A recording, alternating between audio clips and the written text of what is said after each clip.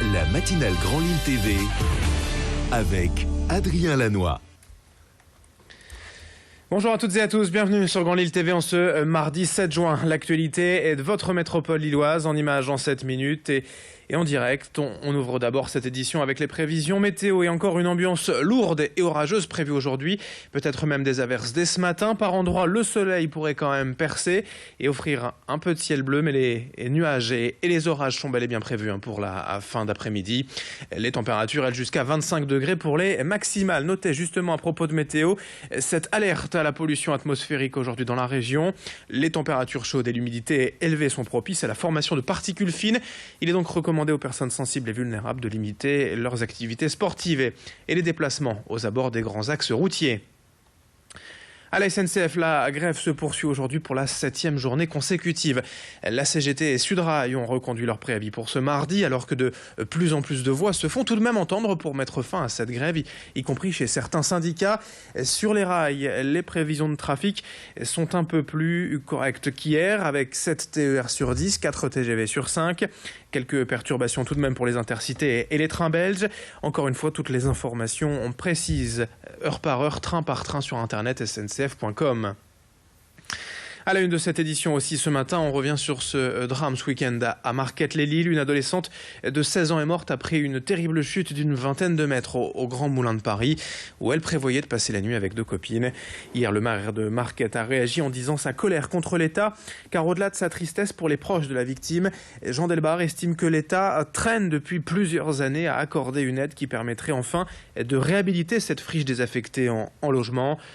Le maire, lui, estime qu'il ne peut rien faire d'autre sur place que mettre des panneaux d'interdiction, ce qui n'empêche évidemment pas certains de passer outre et de s'aventurer sur place. D'autant que la mairie n'a pas le droit de clôturer le site, c'est un terrain privé. Le propriétaire a bien un projet de réhabilitation pour les Grands Moulins, une résidence de logement de standing, mais il faut cette intervention de l'État pour débloquer la situation. Explication avec le maire de Marquette, Jean Delbar, hier au micro d'Idil Gunaï. Ce bâtiment ne nous appartenait pas, il appartient à un propriétaire qui habite la banlieue de Strasbourg. C'est à lui de prendre toutes les précautions. L'arrêté de péril que j'ai pris il y a de ça quelques années, de 15 ans maintenant, c'est le condamner à clôturer complètement ce moulin, pour les raisons de sécurité que vous n'ignorez pas.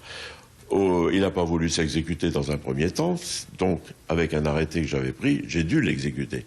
Nous avons donc fait fermer ce site, et quelques années plus tard, il a remboursé la ville de l'investissement qu'elle avait fait pour protéger ce site. Une autre image dans cette édition pour évoquer la construction de l'écoquartier de l'Ange Gardien à Quesnoy-sur-Deûle. Un projet attendu depuis près de 10 ans et dont la première pierre, vous le voyez sur ces images, a été posée hier par la maire de Quesnoy et le président de la métropole européenne de Lille. Ce nouveau quartier, c'est une surface de 11 hectares qui accueillera à terme 340 logements, dont des logements sociaux, mais aussi des commerces, des services, des équipements publics, des jardins familiaux et des voies vertes pour piétons et vélos. Avec ce projet, les institutions veulent favoriser la mixité sociale tout en développant l'offre de logements dans cette commune paisible du bord de la Deûle.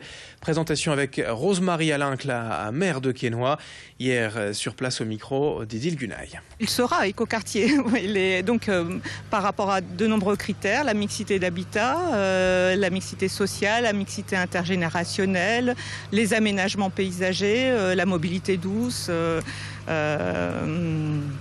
Je réfléchis, les bâtiments de haute qualité environnementale, la maîtrise de l'énergie et la gestion alternative des eaux pluviales et beaucoup d'autres critères qui font que c'est un quartier pour lequel les exigences d'aménagement durable sont importantes.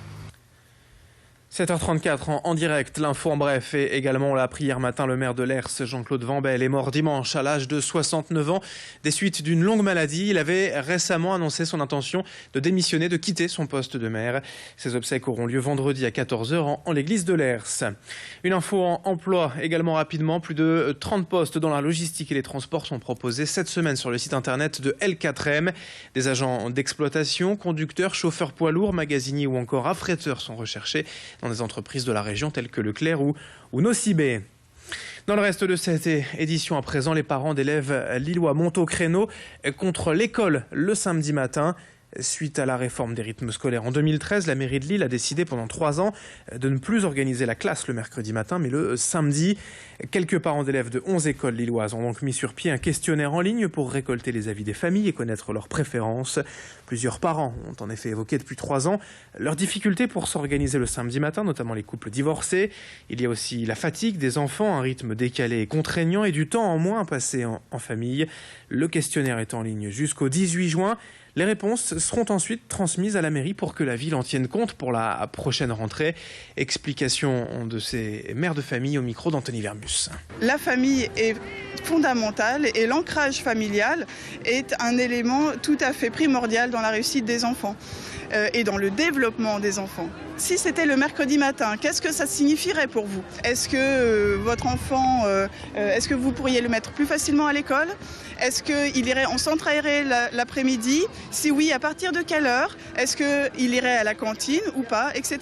Ça nous permettra de donner des éléments tangibles à nos municipalités pour qu'elles puissent s'organiser dans l'hypothèse où effectivement elles décideraient d'opter et de revenir au mercredi matin à partir de la rentrée 2017. 7h36 en direct sur Grand Lille TV en ce mardi 7 juin. La météo et l'infotrafic sont à suivre dans un instant. Très bon réveil et belle journée à toutes et à tous.